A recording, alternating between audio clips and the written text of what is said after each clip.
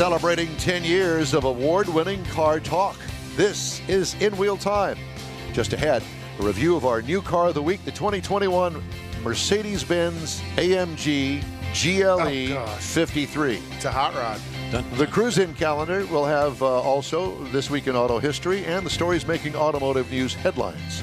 That and more just ahead on today's In Wheel Time Car Show for Saturday, March the 6th, 2021. Howdy, along with Mike Out of This World Mars, King Conrad DeLong, Jeffrey Zekin over there, and Don Armstrong here. Glad you could join us on this Saturday. It's a gorgeous weekend here in Houston, Texas. I am proud to report. It's kind of like our normal winter weather now. It lasts for about a week, and then it'll go back to being hot or something. No, but it's supposed to be.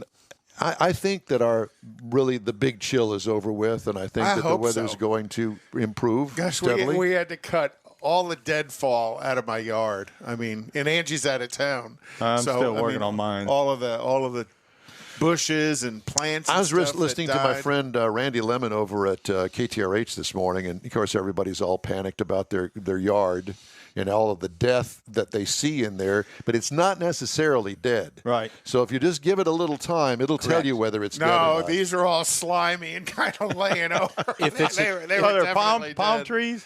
No. These were, I think Angie calls them succulents.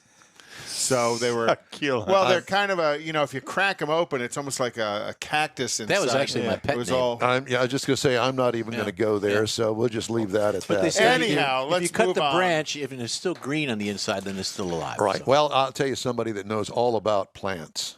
And his name, from Consumer Reports, ladies and gentlemen, Mr. Mike Montiello. He's out there gardening as we speak. Well, he's come inside, and he's here to talk to us today about, you ready for this? Destination fees on the window sticker. Now, this was a story that actually has been kind of growing here in the past, 6 months or so, because I don't know whether you've been shopping or looked at the window stickers on cars, but that destination fee continues to go up. Remember, for decades it was at $500 across the board, $500 destination fee. No matter where you were going. That's right, $500. And it was the same whether you were delivered a Tahoe in Arlington, which is where they build them, or if they delivered that same Tahoe in Honolulu, Hawaii. Correct. That destination fee was the same across the board. Well, in my estimation, I think what's happened, and Mike's going to confirm or deny this, is that I think that the bean counters went, wait a minute. We can make more money. We can make a lot of money by upcharging all of these destination fees. What are we doing? Why are we giving this away? And we can still advertise that low, low price. So, Mike, it's great to see you. Thank you for coming in from your gardening chores this morning. We really appreciate it. But let's talk about this. Am I right or am I wrong? Well, first of all, thanks for having me back on the show, and I'm so glad your weather is better, has improved so much down there. And how about you? How up there, up in the Northeast? How are you doing? Yeah, it's in the 20s today, so it's a little chilly, but we're still going to go out for a hike in the woods later on, get a little exercise with the dog, and but no snow right now. I mean, there's a little bit left on the ground, but yeah, I don't even know if you guys need me on this show because you guys pretty much have the destination charge thing figured out. I just guessed. I don't know, but that's the only thing that I can think of. You're really close. It did seem like for years there was a pretty standard fee that and you're like, okay, so I have to pay $500 or $600, and eventually it got to around, $800 or $900 seemed pretty common. But that didn't seem that outrageous. And where the kind of gist of this sort of investigation that we did came from was our senior director of auto testing, Jake Fisher. He was, we buy all of our own test cars. Yep. And so he just happened to see the window sticker of one of the cars when our secretary was going through some paperwork, and he noticed it was nearly $1,500. And he was like taken aback. And he's like, whoa, when did this happen? And is it common? Is this where they're all going? And so he asked our data guys and gals to crunch the numbers and look over the last 10 years or so and see what has the trajectory been of destination charges. And what he found out was it has been going up. Some automakers have been raising them much more than others. Some are keeping it pretty reasonable, but Stellantis, which used to be FCA, which of course used to be Chrysler, is pretty much the worst offender. But it almost seems like kind of what you said, especially when you ask them what exactly is making them go up, and they give you these kind of non-answers, and it kind of appears as though they figured out, well, yeah, so this is a fee that you're told at the dealer is a pass-through charge through the dealer. The dealer doesn't make any money. And it's a non-negotiable fee is what most dealers are going to tell you. Hey, there's your little pooch. So therefore they figured. So the dealer's going to talk about our dog? Yeah. Or your pooch. So, no, we saw his pooch walking around at his place earlier. Yeah. Oscar's over here somewhere. So, if you figure, if you raise this charge by like $100 and you sell 2 million vehicles, that's a ton of money. Yep. And you haven't had to change your base advertised price at all. Not one bit. Right. Because it's not included in the base price. Right. Exactly. The way that the window sticker works is you've got your base price up at the top, and then you've got, they list all the standard features, then they'll list the options if there are any, and then right before the very bottom, total suggested retail price is this destination charge, which, so the numbers are, when we looked at the numbers, average destination charge among mainstream automakers, we're not talking Ferrari and, Right. Lamborghini and people like that and Bentley. But if you look, it was $839 in 2011. And by 2020, it was $1,244. That's a 48% increase over that decade. 48% if you factor in inflation. That 839 becomes 965. That's still a 29% increase. So it's been raising more than twice the amount of inflation. And speaking specifically, and I don't want to just poke at, FCA or Stellantis, but Chrysler, Dodge, and Jeep between 2011 and 2020 rose 90% in their destination charges. Wow. Ram trucks, 74%. Fiat, 112% since 2012. Has anybody ever asked, how much does it cost to ship, let's just say a Jeep Wrangler, since we're on Stellantis from Toledo. From Toledo, Ohio to Houston, Texas. What I find is kind of interesting in the fact that it's the same charge for the same vehicle across the country. It makes no difference whether you're shipping it to you down the street distance, or if you're shipping it all the way to Hawaii, it's the same price. Okay, so they just make it a standard fee. They average it all up. Wow. This is what it's going to cost, and they spread it out among all of the cars. And I think it's within that formulation they're allowed to hide. Well, yeah. So we reached out to several automakers, and most of them, like I said, gave us non-answers, and they wouldn't tell you exactly what was included. The basic premise, you guys are right on again, is that what they did was years ago, because it was unfair for some dealers who were really close to either the port or the factory, that their destination charge could be a lot less. So what they've done with the destination charge, like you said, it's the same car for each model throughout the country.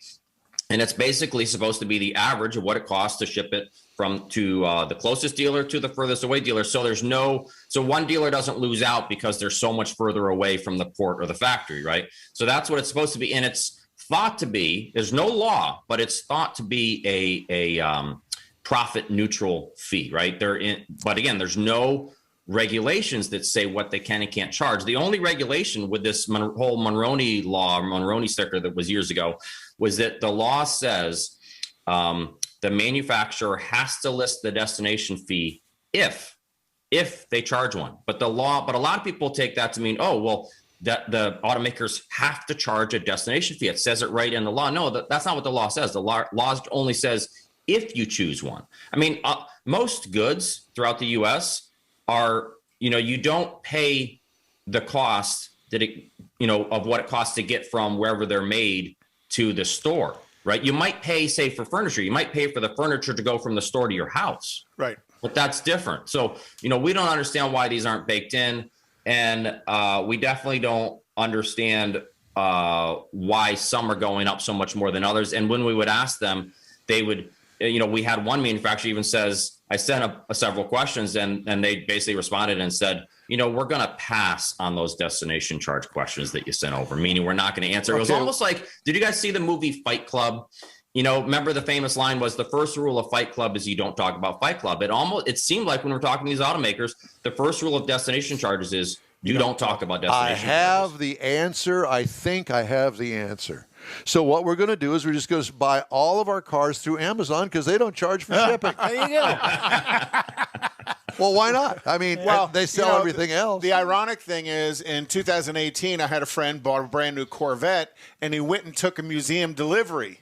I mean, you could you could push the car from Bowling Green to the museum, and they still charged him a destination charge. And they charged him extra for the museum delivery as well. But doesn't BMW, if I'm not mistaken, doesn't BMW offer you to be able to pick up your car at the BMW factory in Germany, and that there's no destination fee? You picked it up there.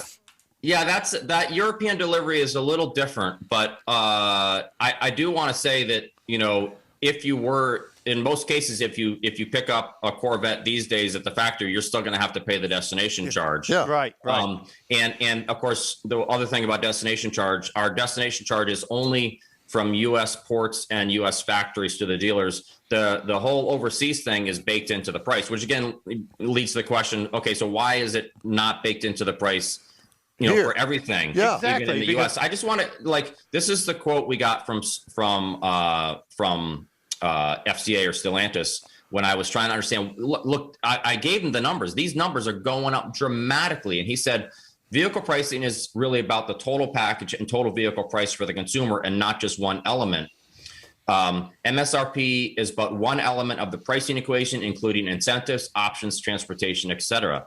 Well, that's a non-answer. I mean, he didn't say anything. And then when I specifically reached out to Fiat Public Relations and I said, look, this is what your Fiat 124 Spider went from. It was like something like $945 or $995 in 2017 when we bought our test model. And by 2019, it was $1,495. And I said, why did it go up so much? That doesn't make any sense. The car didn't change. Mazda Miata, which is, they're built in the same factory, right, overseas, charges like $945 and has consistently charged that 900 some destination charge. And they said, so we made a change we changed the prices to bring them more in line with the rest of the FCA or rest of the Stellantis products. So in other words, they didn't say that we were losing a whole bunch of money and we realized we were losing our shirt on this destination charge. They just said, no, we just changed it so they were in line with all of our other brands. Because everybody else went up, so we're going to go up too. I wonder if there's a phone number that you can call with, Southern Pacific or one of the rail line companies and say, look, I want to get a price on how much it would cost to load up a car in Toledo, Ohio, and ship that car via rail to Houston, Texas, the port of Houston. How much would that cost? Well, I know you can do it by truck. I've got two little tidbits for you guys. Yep.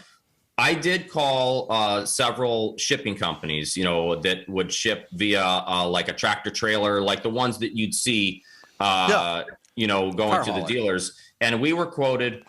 We were sort of having a little fun with it. We were quoted $475 for a Fiat 500 to go from our test facility in Connecticut to Chrysler's headquarters in Detroit, and it was $475 door to door. That was a 700-mile trip.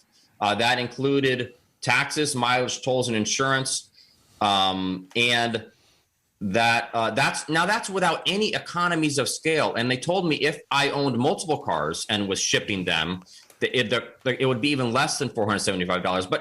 But these companies are shipping thousands and thousands of vehicles, so their economies of scale should be awesome. And here we are. We could ship a car, not quite halfway across the country, but for way less than what they're charging, which is supposed to be the average, So I mean, and you speak about the rail actually, according to the Association of American Railroads, who we reached out to, they do the bulk of the moving around. I guess you guys already know that. They do the bulk. You know, the tractor trailers mostly just do it at the very end to get them to the individual they pick dealers. it up from the rail head to the dealer. The bulk of the new cars move around the country via rail. And their website said that they've gotten so efficient in the way that they package these vehicles that they can ship nearly twice as much freight for approximately the same price as they paid 35 years ago.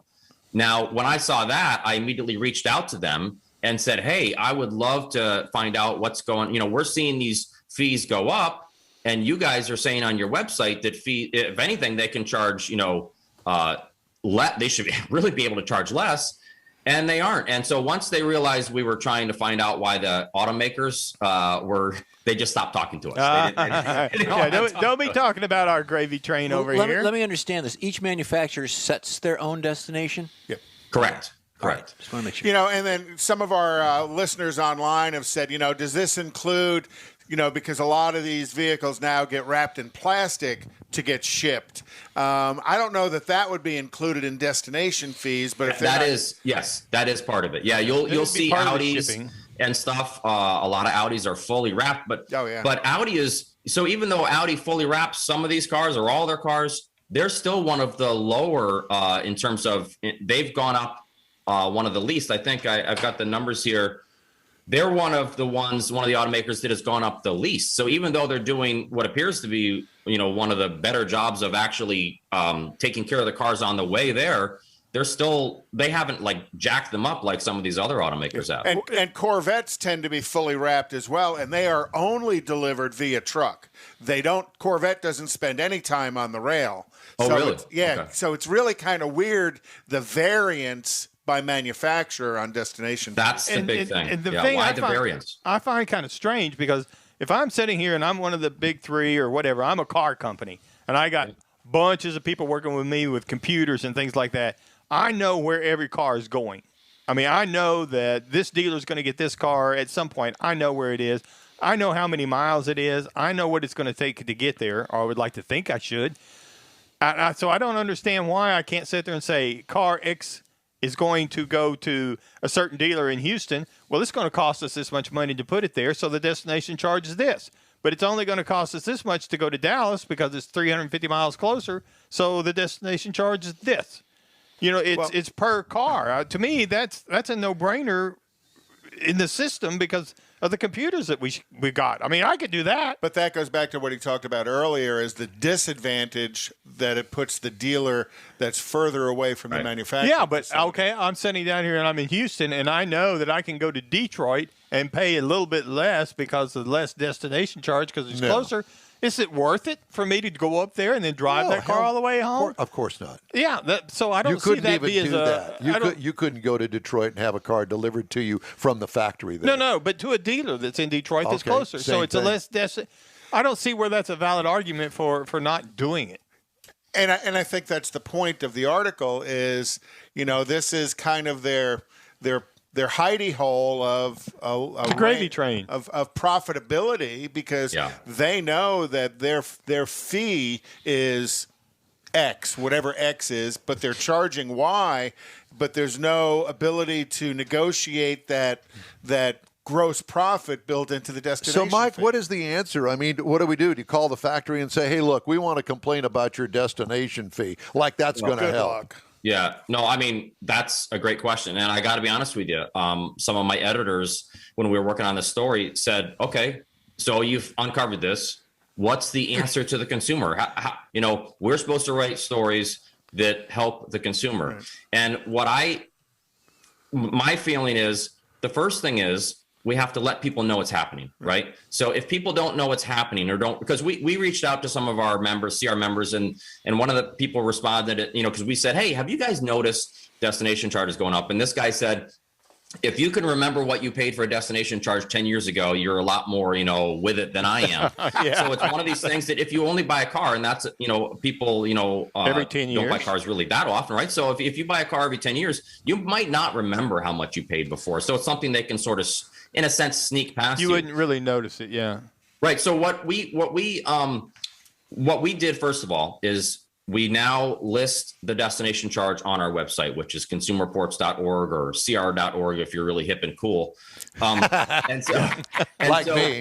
So we on every model page, we have the base price range, right? Base price of the lowest car, base price of the highest trim. And then right underneath it says the destination charge for each model year of the car. So at least now you're seeing it. Because if you go on most automaker websites, it's going to be via an asterisk, and it's probably going to have the base price, and there's going to be some weird asterisk. You click, put your cursor on the asterisk, and then it's going to say not including destination charge, blah, blah, blah, blah. Still doesn't say what the destination charge is. You have to click through all the way to the summary on the build-in price to find out, oh my gosh, there's a $1,495 destination charge.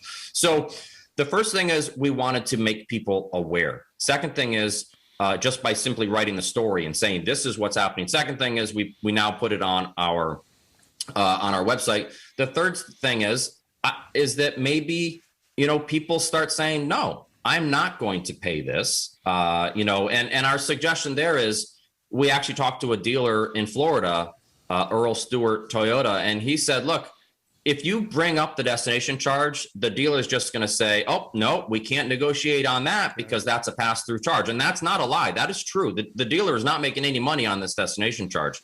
So what he suggested is try and, have that destination charge number in your head. So be prepared, do your shopping, do your looking online, make sure you know what the different destination charges are for the different models and brands you're looking at. And then let's say it's $1,300. Well, do your best to get at least $1,300 taken out of that negotiated price, and that's at least you can feel like you didn't, pay for something. Pay for that part of it. Yeah, and then the dealer will have to turn around and go back to the factory and say, look, I'm getting boned over here because I'm having to give up this destination charge to sell these vehicles. You're going to have to help me out. He's getting okay. We'll talk about that a little bit later on. But Mike, it's always great to talk to you. Well, great article though. I mean, really insightful to get people to understand what they're paying. Yeah. So Mike Montiello, Consumer Reports. Look up the story, and I like Consumer Reports, and I have always been a big fan. Mike, it's always great to talk to you. Thanks so much, and I guess more information on the Consumer Reports website. Right. Thank you guys so much. It was always good talking to you guys. I love how much you guys already know about all this stuff. Well, we try. But we learn something new every day. Yeah, exactly. Thanks so much again, Mike. Right. Stay safe up there and talk to you soon. Thanks. Mike Montiello, Consumer Reports. All right.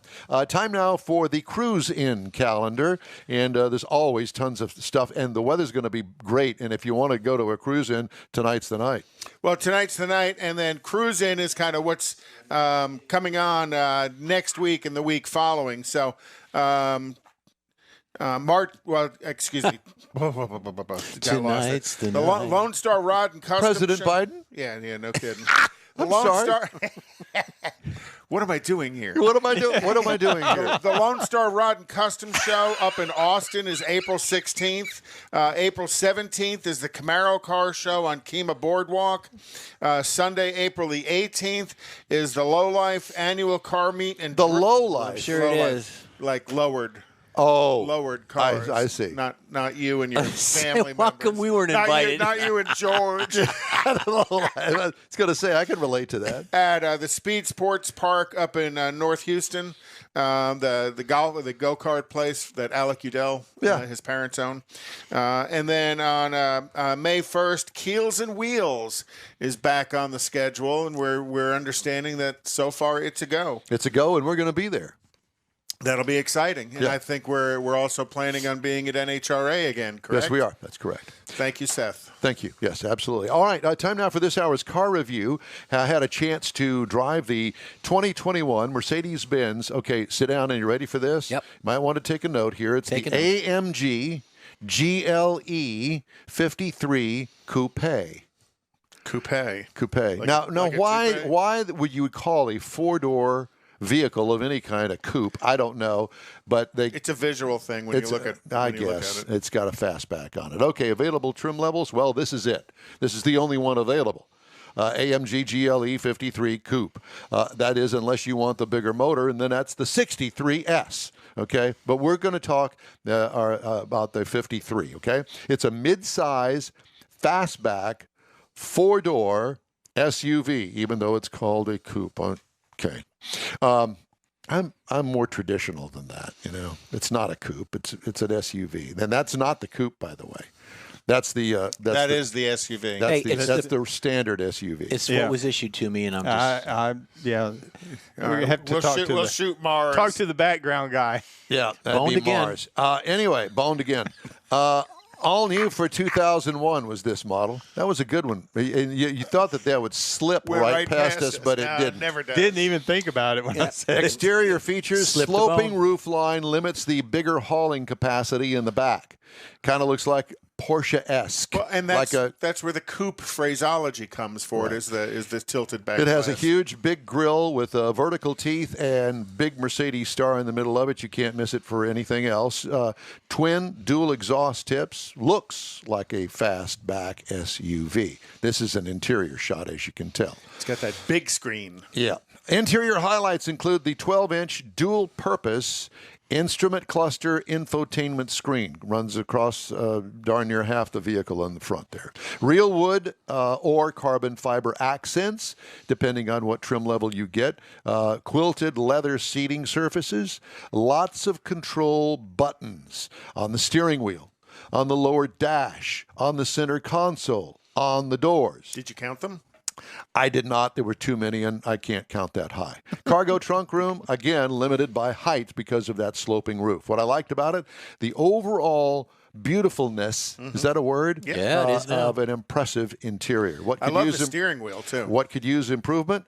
I personally, for me, my old rear end, yes, my old self, it's technology overload. Where are you buying a race car or are you buying an SUV? If you're buying a race car, okay, I get it. So you put up what we call the performance pages in this thing. You got to drill down to get to them, but it's the typical stuff. But this is the AMG. But this, yeah, it is. But it's still a luxury SUV. I've never seen a luxury SUV racing another luxury SUV. And how much horsepower does this thing have? Well, it's got a 3-liter inline 6-cylinder turbocharged at 429 horsepower. Torque 384 through a 9-speed automatic transmission. This thing will get up and go, baby. Now, as you can see by the window sticker that I have here, it says not final.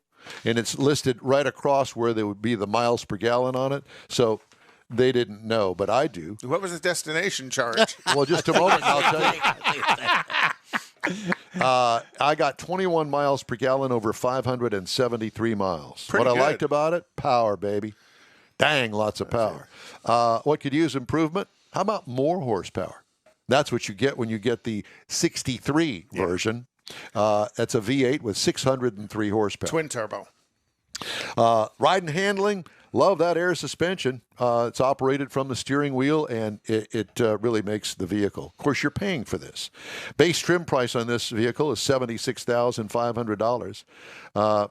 Prices tested, $92,735. And they'll sell every one they build because it says AMG on it. Exactly. Base model price, $76,500, just like the base trim price. Competitors. Well, I had to kind of drill down to figure out what would be a competitor. How about the Porsche Cayenne Coupe? You mentioned the fact that that's where the word came from. It's not a coupe. It's a four-door. $82,420 is the starting price for that. BMW X5, $59,400. And the Maserati Levante starts at $77,500. Now, as far as the destination charge, here on this on the Mercedes-Benz AMG GLE53 Coupe, destination and delivery, $995. That's not bad at all compared to what we just talked about. And you talked about the BMW having it delivered at the plant, the factory in Germany. European delivery. You still got to get it to the U.S. Yeah. Well, that's true. Yeah, so there's Yeah, I don't know why you would do that, Yeah. but Because you can. just take the bridge. all right. The In Wheel Time Car Show streams on Facebook, YouTube, and InWheelTime.com. Podcasts are available on Apple Podcasts, Spotify, Stitcher, Radio, iHeart Podcasts, TuneIn, Google Podcasts, Pandora, Amazon, and Podcast Addict. In Wheel Time Car Show will continue right after these brief messages. Tailpipes and Tacos is Houston's premier cruise-in, and you're invited to join in. Whether you're a cruiser or spectator, Tailpipes and Tacos is the place to enjoy made-to-order breakfast tacos, fresh coffee, and mingle with Houston's fun car people. Mark your calendar for Saturday, March 20th for Tailpipes and Tacos at the Lupi Tortilla Mexican Restaurant in Katy, 8 a.m. to 11 a.m. Tailpipes and Tacos is free, and everyone is invited. You'll see collector cars, hot rods, customs, magnificent originals, and resto mods, all at one location. Cars from all over Southeast Texas cruise in and show off at a friends and family event at the Lupi Tortilla Mexican Restaurant on the Grand Parkway at Kingsland Boulevard, just south of I-10 in Katy. Drag racer, car enthusiast, and Lupi founder Stan Holt brings you Houston's hottest cruise in, Tailpipes and Tacos, Saturday, March 20th, 8 a.m. to 11 a.m. at Lupi's in Katy. The In Wheel Time Car Show will be there too. Get your ride ready and we'll see you at the Tailpipes and Tacos Saturday morning cruise in, March 20th, 8 to 11 a.m. at Lupi's in Katy, weather permitting.